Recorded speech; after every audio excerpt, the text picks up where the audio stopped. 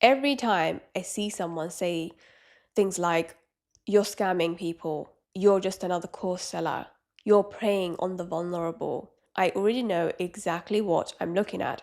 And it's not what you think it is. So stick around because by the end of this video, you're going to have all the confidence you need to actually charge people, talk about your offers, raise your prices, and get paid. Let's go. Because what people call darkness in others is usually just power they don't feel safe expressing in themselves. And I'm not even saying that in a fluffy way. I mean, very literally, there's this idea from Shadow by Carl Jung that basically explains how the traits you judge the most are often the ones you've been taught you're not allowed to have. So when someone sees you making shmoney, taking up space, promoting your work, being visible, being paid, it hits something. Because most people were taught that wanting more is selfish, being paid well is greedy, being seen is arrogant, having power is dangerous. So what do? They suppress it. And people think suppression just makes it disappear. It doesn't. It distorts it. It just comes out sideways. It turns into resentment. It turns into this weird moral superiority. It turns into sitting on the sidelines criticizing people who are actually doing something. And then they wrap it up in this I'm a good person identity. So they don't have to look at the fact that they are not going after what they want, because it feels safe to say I'm not like them than to admit I actually want that, but I don't feel allowed to have it. You don't hate greedy people. You hate the part of you that wants more, but doesn't feel safe to. You don't hate people charging. You've just been conditioned to feel like charging is wrong. So now, every time you see it, it triggers guilt in your own body. I had someone contact me saying that they work in finance. They're in the finance world, in the banking world, but they can't charge people higher prices without feeling guilty, while they see their competitors are charging way higher, getting paid, but he can't do it. He can't do it. He's just full of guilt.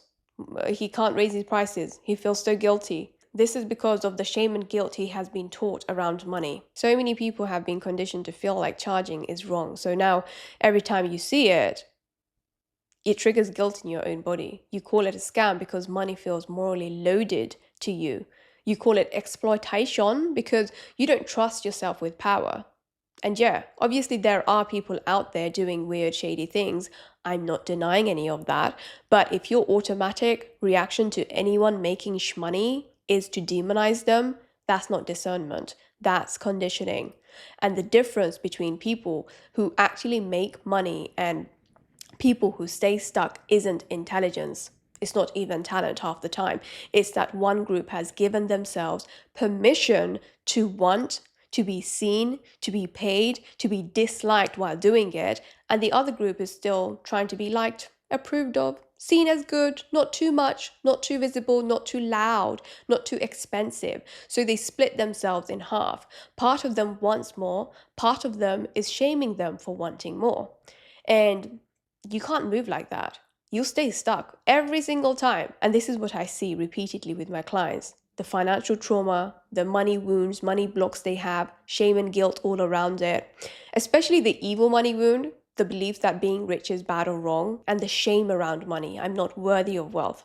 People genuinely believe that if they have money, they become a bad person. So they reject it. It's not that they don't want it, they do want it, they want more. But they don't want to lose their identity as a good person. And then they sit there judging the people who didn't make that decision. So, yeah, your darkness isn't evil, it's just parts of you that got labeled as unacceptable somewhere along the line.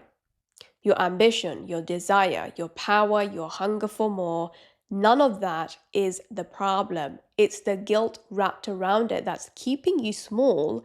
And if you don't deal with that, you will keep sabotaging yourself and then blaming everyone else for it. So if you're listening to this and something in you is like, yeah, that's me, then good. At least you're honest enough to see it, because most people don't want to look at themselves. And if you're resonating with this and you're ready to change these patterns, you can apply to work with me. Everything is linked below.